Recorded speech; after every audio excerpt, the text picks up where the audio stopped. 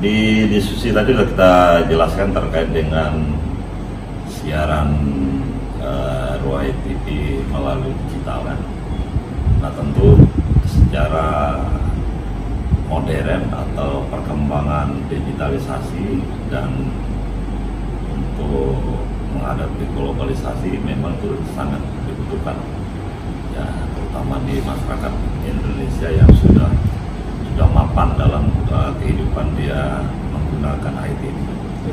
Tapi persoalan yang kita hadapi di lapangan itu kan, terutama di pedalaman Kalimantan Barat dan Sulawesi Sanggau ini memang ada hambatan. Kalau pakai sistem digital ini kan, tentu banyak hal masyarakat tidak bisa menikmati siaran Ruwai TV ini kan. Nah, tadi Pak Direktur sudah ingatkan, kalaupun digitalisasi kita gunakan oleh Ruwai TV tetap yang manual melalui sistem tadi itu masih berjalan. Nah ini tentu yang sangat mengembirakan bagi masyarakat di pedalaman, karena memang sampai hari ini pemerintah belum juga mampu menyiapkan STB itu kan. Nah jadi ini saya kira ini hambatan yang besar untuk masyarakat di pedalaman. Nah kalau yang masih menggunakan apa tadi namanya satelit, nah, saya kira ya artinya dua sisi ini berjalan secara paralel kan. Yang bisa menggunakan sistem digital ya menggunakan itu, yang bagian belum saya kira masih menggunakan yang manual atau satelit. Nah harapan Ruwai TV ini memang sebuah televisi yang mampu menjangkau sampai ke pelosok daerah, dan informasi-informasi terkait dengan pembangunan yang dilakukan oleh pemerintah dan perkembangan zaman, saya kira di Ruwai TV ini masyarakat di pedalaman bisa menikmati secara baik. Ya. Demikian selamat juga untuk Ruwai TV yang sudah menggunakan sistem digital, dan terima kasih masih menggunakan juga satelit sehingga masyarakat pedalaman masih bisa menikmati siaran. Kami dari Ruwai TV ingin mengucapkan terima kasih karena atas keterbukaan informasi yang saya anggap seperti itu. Pemerintah Kabupaten Sanggau tidak anti kritik, tidak anti masukan, karena fungsi media juga kadang menginformasikan hal-hal yang terjadi di luar pengetahuan lah seperti itu secara cepat. Jadi kadang ada lewat Ruwai TV, dan pemerintah Kabupaten Sanggau menurut kami sangat terbuka terhadap masukan, saran dari pihak luar, terutama juga dari media massa. Yang akan mengucapkan terima kasih atas kerjasama juga yang dibangun selama ini dengan Ruwai TV dalam hal kita saling memberikan informasi satu sama lain. Pemerintah Kabupaten Sanggau terbuka, dan juga tentu ada kerjasama yang dibangun ya dalam bentuk mencerdaskan atau membangun sebuah peradaban masyarakat di Kalimantan Barat yang berbasis informasi, supaya informasi itu sampai ke masyarakat dengan tepat dan benar.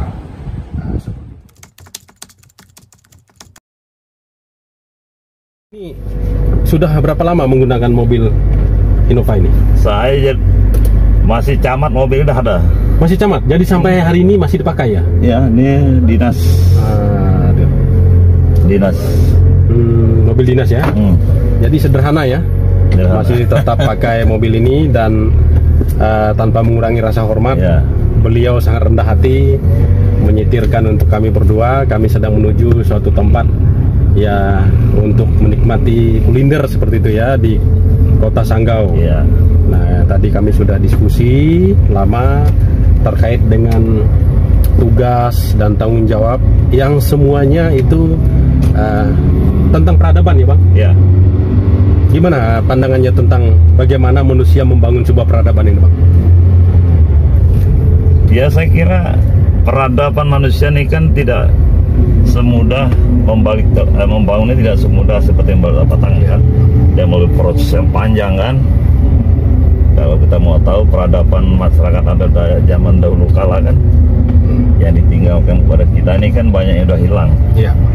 Pertama karena kita dihadapkan dengan globalisasi, modernisasi ini, maka kadang-kadang kita melihat peradaban para leluhur kita ini seolah tidak mampu melawan tantangan dunia kan, padahal itulah sesungguhnya pada akhirnya dunia akan mengaguminya kan. Nah sekarang terutama peradaban Dayak kan, kita tadi diskusikan Rumah Betang salah satunya kan. Iya. Itu kan hampir punah nih. Iya. Nah sekarang kita merekapri ulang, tapi tidak semudah seperti kita bayangkan. Iya. Karena kebijakan pemerintah ini kan tidak sama dengan dari satu tempat, dari kabupaten satu ke kabupaten lainnya kan, pasti berbeda tuh. Terutama dalam visi misinya. Iya. Kalau untuk Sanggau sendiri gimana? Ya kalau untuk Sanggau kita konsisten, bagaimana membangun budaya dan iman. Nah disitulah titik tolaknya di visi misi itu. Bagaimana kita mengembalikan atau merekapri ulang peradaban Dayak itu. Harus kita gali secara maksimal ya, agar para generasi di masa yang akan datang bisa melihatnya kembali. Kalau tidak ya kita kehilangan jejak kan. Ya maaf ngomong lah, kita berdua ini bukan persoalan ngomong Dayak atau bukan, betul, tapi itu kenyataan. Ya. Sekarang baru kita terburu-buru bagaimana kita mengembalikan eksistensi peradaban yang sudah lalu, misalnya mau kita bangun kembali, kalaupun sebenarnya hari ini kita bangun tidak persis seperti yang ada pada zaman nenek moyang kita dulu kan. Iya. Tetapi harus dilakukan begitu ya. Suka tidak suka harus kita lakukan. Kalau tidak, gambaran umum peradaban itu bisa dilihat oleh generasi kita di masa yang akan datang. Nah, contohnya misalnya kita bangun, dulu orang kan murni misalnya pakai kayu kan, pakai kayu bulat malah. Ya. Belian bukan digesek, dibelah-belah kan, secara manual. Iya. Kemudian ikatannya bukan pakai rotan atau akar kan, dikenal akar malam yang tahan ratusan tahun itu kan. Nah sekarang kan itu juga sudah punah karena memang perkembangan di negara kita ini kan, lahan-lahan yang tidur ini perlu dimanfaatkan secara baik oleh pemerintah, oleh masyarakat melalui para investor kan. Kalaupun janji-janji mereka di awal kan memberikan janji sekar kan, dan pada akhirnya juga banyak persoalan sosial, tapi kita bersyukur terkait dengan isolasi daerah misalkan, ketertinggalan di sisi pendidikan, mungkin peningkatan ekonomi mungkin sudah berjalan ya, sudah lumayan lah untuk orang Dayak di dalam. Kalaupun masih ada sisi yang orang Dayak yang juga masih mempertahankan cara hidup lamanya, tidak mengganggu alam tuh. Nah, untuk di Kalimantan Barat saya kira sih termasuk ada. Ada. Enggak terlalu lah. Ya. Tapi masih ada ya di sejumlah daerah. Dan terutama juga di Kaposulu. Nah, saya sih setuju aja gitu-gitu kan. Setuju. Karena memang alam ini kan tidak mudah kita mengembalikan seperti sedia kalanya. Seperti apapun kekuatan pemerintah melalui kebijakan reklamasi itu, melalui reboisasi, tidak lagi seperti alam yang aslinya gitu. Kemarin saya baru pulang di Bali itu kan, di Bali itu dia hutan jati itu luar biasa. Hutan jati namanya. Itu udah luar biasa. Hamparan gunung itu hutan-hutan jadi dijauhkan oleh tanaman produktif kan. Jadi saya kira RWTV ini merupakan televisi yang membuka jendela dunia kan untuk bagi masyarakat Dayak di pedalaman, dan masyarakat di luar Dayak juga saya kira menikmati. Iya. Kalau terkait dengan membangun peradaban, terutama dari sisi fisiknya dulu lah ya, dengan tetap memelihara nilai seperti itu. Kalau bicara tentang pembangunan rumah betang di Sanggau, Bang, sudah berapa banyak sih yang dilakukan? Komitmen itu terrealisasi kah selama Abang jadi ketua DAD ini? Ya sebenarnya hampir 90% lah, lebih. Ya hanya tinggal tadi yang kita diskusikan awal itu tinggal 4 kecamatan yang belum. Yang lainnya sekarang sedang yang lain sudah ada yang selesai, ada juga dalam proses penyisiran. Ini satu di antara dianggap penting lah gitu ya. Ya itu salah satu bagaimana kita membangun peradaban orang Dayak seperti sedia kalanya. Kalaupun tadi kita katakan tidak asli seperti semulanya kan. Tapi paling tidak inilah gambaran kehidupan masyarakat Dayak yang sangat peduli dan mempertahankan budaya adat, hukum adat dan adat istiadat ya, untuk dijadikan, saya kira ini jadikan role model lah untuk di Kalimantan Barat ya, bukan hanya Sanggau saya lihat. Tidak ya, karena ternyata sudah dan yang 4 itu pun bukan karena terlambat dibangun, tapi karena memang masih memikirkan tanah dan segala macam ya, lahan ya. Karena nggak sulit kan, lahan-lahan yang strategis itu yang mereka cari supaya enak dilihat gitu. Kalau saya lihat yang sekarang hampir yang sedang finishing sekarang, proses finishing. Oh itu gambarannya oke lah. Ya ada yang dibuat tiang sandung, ada macam-macam lah. Pokoknya ciri-ciri khas kehidupan masyarakat Dayak pada zaman dahulu bisa kita lihat di situ kan. Kalaupun kalau terlihat kok pakai besi gitu kan. Tapi kan nilainya tidak akan mengurangi ya. Tidak akan mengurangi lah. Ya, kami sudah masuk di kota Sanggau. Tadi lumayan perjalanan dari rumah dinas beliau di Sanggau Permai bang ya. Itu ya rumah dinas. Ya di Sanggau Permai, rumah dinas beliau, dan saya hanya mengatakan salut karena beliau menyetir untuk kami berdua, dan ini mobil manual sudah berusia 20 tahun. 20 tahun. Nah, sebagai pejabat nomor 2 di Kabupaten Sanggau ini masih asik menggunakan ini. Kelebihannya apa sih bang? Enak itu lah. Enak ya. Enak. Jadi konon katanya kalau manual abang suka ngambil bawa ya? Kalau manual ya. Ya, kalau matic gimana? Matic senang, cuma apa ya, banyak anggota badannya yang tidak bergerak. Oh gitu ya. Enggak, ini kan kaki. Tekan sana kan, tangan pegang sana ke sini.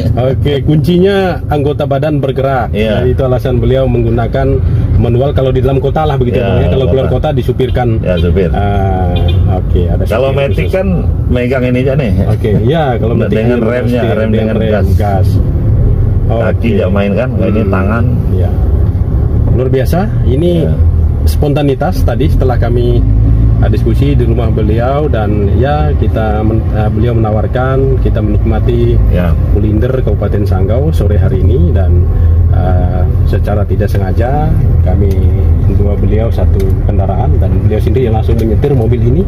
Ini Kijang Innova ya. Ya, Innova. Tahun berapa nih Pak? Ini keluaran tahun 90-an ya. Ini keluaran tahun 90-an ya. Kijang Innova 2002 kan. Ini mobil pribadi atau mobil dinas? Ini mobil dinas ini. Mobil dinas ya. Jadi dipakai sejak lama ini. Sejak lama. Mulai dari bupatinya Pak Mikael Anjio. Abang sudah pakai ini? Dulu ini kan dari PKK nih. Oke. Lalu lari ke GOW, ibu. Waktu ibu jadi ketua GOW, ibu yang pakai. Tapi setelah dapat mobil baru ya tetap di tempat saya, rumah dinas. Dan saya senang pakai kalau keluar ke pasar-pasar kan. Jadi selalu pakai ini ya? Pakai ini.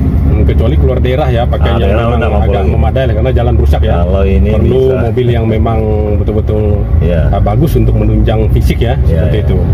Tapi kalau di dalam kota Sanggau tetap pakai mobil ini. Enaknya pakai ini emang. Ya luar biasa.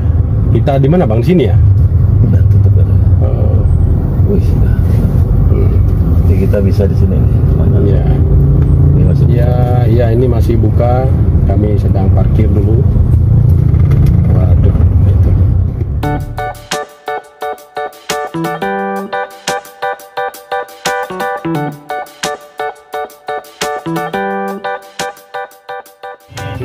Alian. Kita makan mie kan? Iya, makan mie kita.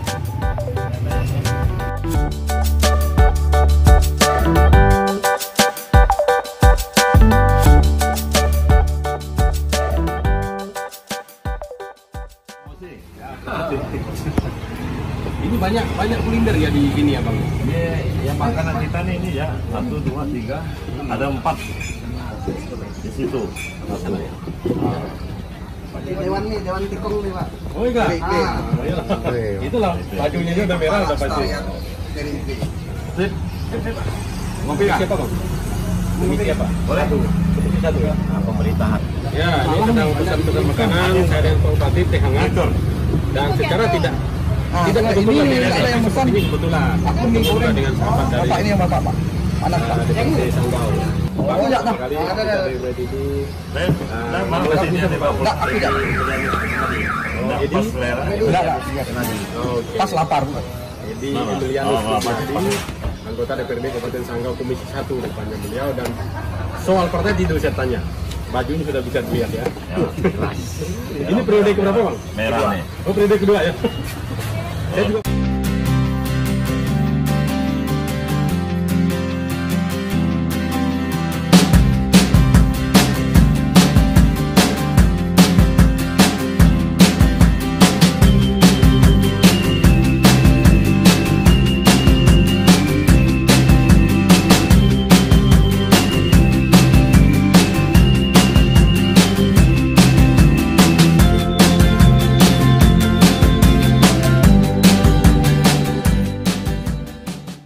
Masih agak waktunya agak panjang lah ya. ini ya. Tapi besok dah Hari saya belum ramai. kadang-kadang itu Pak ya. Ya, masyarakat bawah saya belum menyatakan. Tapi sudah siap lah Pak. Partai Ya, itu. kalau itu siap, partai ini nggak ada istilah nggak siap. Pak Sekjen beraum. Ya kami dari masyarakat adat sudah jelas. Hasil Perahu Raya 7 Juli 2022 menyatakan sikap, bukan sikap politik ya. Ya. Ini sikap masyarakat Adat. Daya. Oke. Menginginkan beliau menjadi Bupati Sanggau. Oke. Bukan sikap politik karena orang kan salah kaprah. Oke, betul. Dan nanti kita akan dengar lagi hasil beraum 2023. 23. Pada saat Juli ya. Iya. Kalau sekjen ngomong Dari Resiti menyampaikan terima kasih atas sambutan hangat dari teman-teman Kabupaten Sanggau. Ini merupakan awal yang baik dan banyak hal yang bisa kita bahas di hari ini untuk memikirkan hal-hal yang sebenarnya positif ya, yang bisa dan tahu banyak orang. Sekali lagi terima kasih.